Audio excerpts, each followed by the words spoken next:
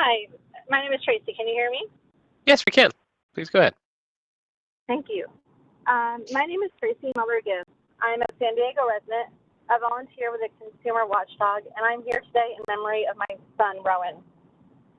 Many of us parents have handed our consumer complaints to this board with anticipation that our children's deaths would be taken seriously, but they were not investigated appropriately.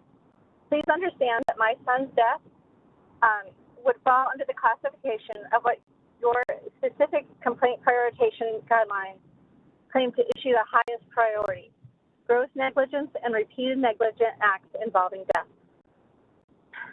My son died before a routine CT scan because his doctors ignored my concerns.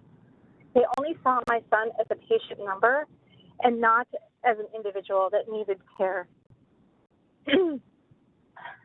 Sorry. They ignored my pleas and put my son at risk by putting my son under general anesthesia unnecessarily for an outpatient procedure. My son had a known genetic anomaly that involved known grave risk of being put under general anesthesia. After many of my objections to the anesthesia, I was told that I must fill out a consent form where I wrote that my signature was conditional upon his anesthesiologist being well-versed in anesthetic risk associated with my son's specific condition. His anesthesiologist reassured me that she was well aware of the risk and was not concerned for my son.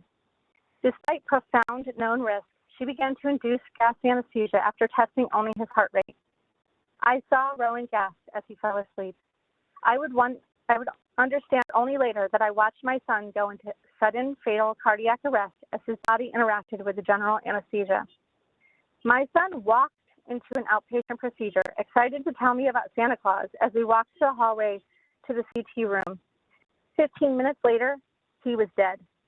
My son deserves the necessary precautions that were dictated by his known risk, and my son would not have died if his doctors had listened to me and taken his needs into consideration. My son deserved to be treated equitably and would not have died if his medical care was appropriate for his needs. My son's death may have been taken seriously if his death was not subject to a standard protocol which did not apply to him, but was used in considering his investigation of his death. Your complaint prioritization system dedicated to physicians is not working for patients. It is not providing accountability, further destroying trust in our healthcare system, especially amongst marginalized groups which are disproportionately affected.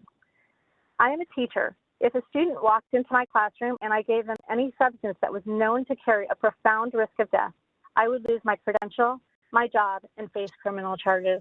My question for you today is, where is that accountability in the medical profession? Thank you. Thank you for your public comment.